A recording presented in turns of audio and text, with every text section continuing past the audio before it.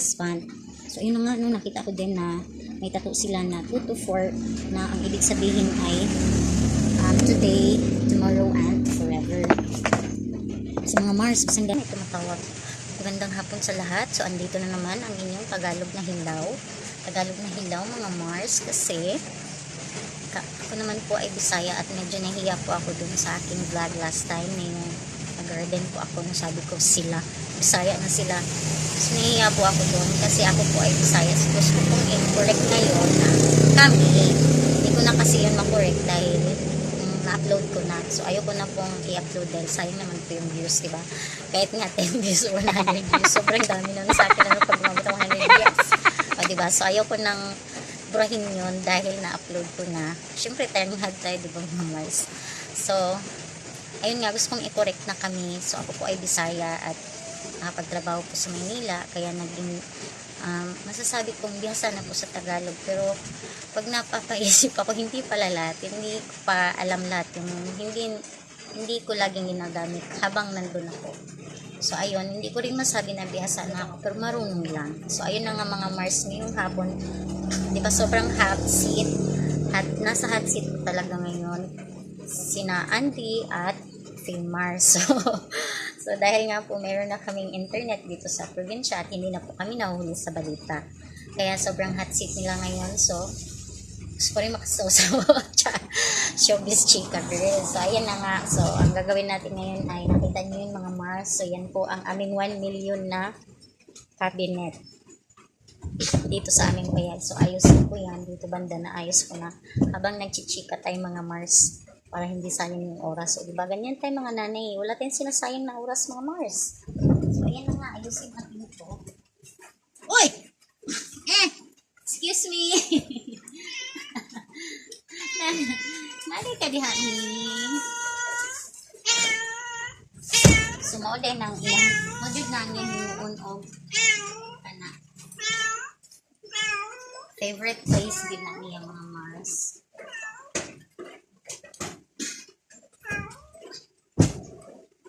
So, ayun na nga, di ba mga Mars?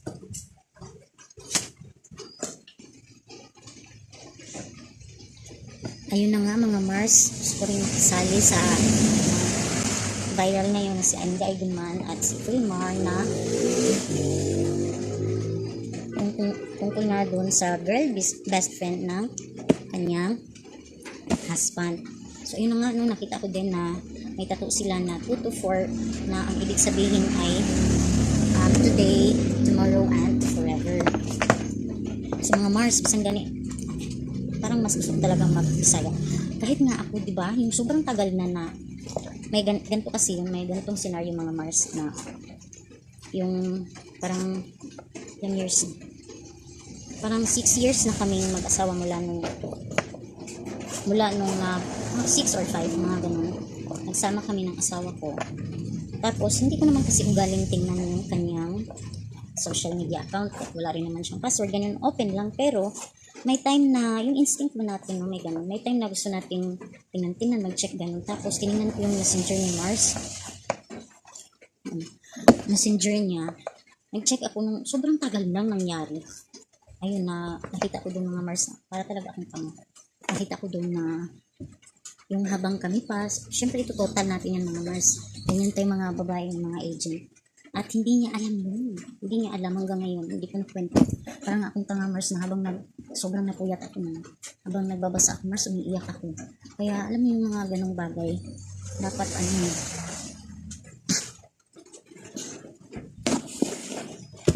So yung mga ganong bagay mga Mars is talagang bigil yan sa atin.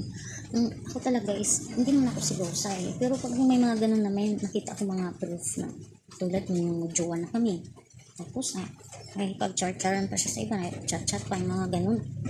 Siyempre nakita ko yun, tapos siyempre pinuputal natin yan mga Mars. Nakita ko, diba? Siyempre ako naiyak para akong tanga, tapos madaling araw na yung mga Mars kasi dati may tindahan kasi ako nung time na yun. So 10 ako nagsasara, tapos marami pa akong gagawin. So mga katulad at yan 11. Mga ganyan. So paghiga ko Mars, ewan ko anong nakain ko. Ba't tinignan ko yung cellphone niya? Ayan tuloy ang aking nakala.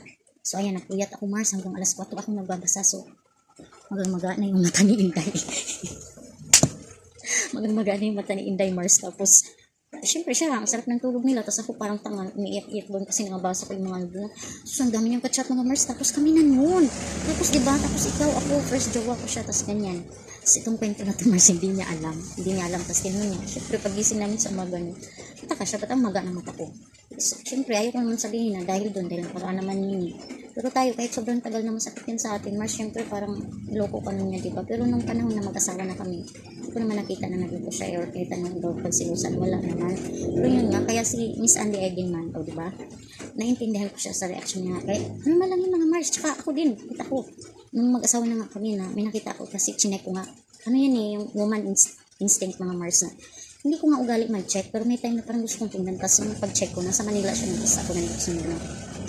Ayun Mars, nakita ko doon may mga conversation doon sa messenger niya kasi nabubuksan ko kasi yung messenger niya sa cellphone ko, na-open ko dahil alam ko naman yung password. So wala nga siyang tinatago. So pag-check ko doon, so may mga messages siya doon sa mga dati niyang classmate na ganun, chat-chat sila. Tapos, siyempre galit na galit ako. Hindi, pagtawag niya, hindi ko sinagot o ganyan. Tapos, finorward, inis-is ko yung inis-is ko. Tapos, hindi ko talaga, galit talaga ako mga Mars. Siyempre, doon pa lang ha. So, ibig sabihin, ayaw ko ng ganun. Kasi totoo ako sa sarili ko eh, kahit wala siya, talagang faithful. Yung mga ganun ba, Mars, gusto ko, ganun din siya sa akin. So, hindi ko siya inanood eh. Hindi ko siya sinagot, hinihan ko ng tawag, tapos yun. Tapos, nang ins-SS ko na, sinend ko sa kanya na, nung ganun, nakita ko yung susunod ko ganyan. Tapos, nag-explain siya sa akin, ayun, okay na. Tapos, sinabi ko na, ayaw ko ng ganun. Kaya mula nun, hindi na siya nang umiwas. Hindi na siya nakikipag ano. Or kung meron man siguro, hindi ko alam, baka pinubura niya or ano. Mula nun, wala na talaga.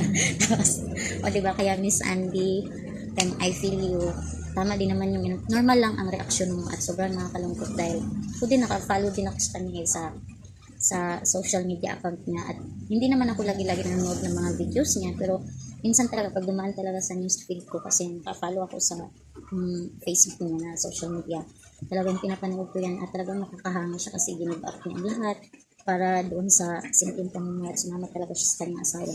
At malayo siya sa sarili ng pamilya niya. Nakakalungkot lang Miss Andy. Pero malay mo, magkakaayos din kayo at magiging maayos ang lahat. No? Praying for you Miss Andy na sana magiging okay ang lahat. Magiging okay pa din ang lahat para sa iyo Miss Andy. Ganun lang, dapat talaga faithful eh. Yung talagang, at mag-set ng yung mga boundaries na, uy, ganito, ayaw ko ng ganito, ayaw ko ng ganyan. Ako nagsasabi ko ng ganyan sa asawa ko. Ganito, sinasabi ko yung ayaw ko. Para syempre iwasan na. At siya wala siya sinasabi sa akin, ako lang. Ako lang ang lagi nagsasabi, siya wala. Pero sinasabi, nakikita niya naman siguro na, syempre, ang faithful ko sa kanya, diba, yung ganun. Kaya, mafe-feel naman yun yung mga Mars, yung woman instinct talaga natin eh. Alam mo yung parang pag pinutuban ako, meron talaga mga Mars.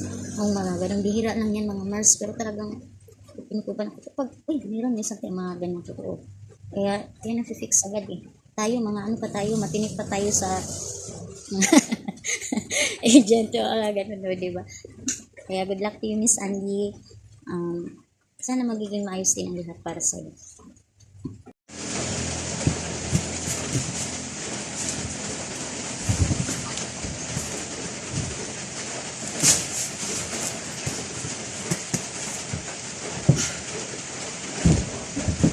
So, ayan na nga mga Mars. Ito yung aming payag. Pero gusto ko mga Mars, palaging maayos yung payag namin.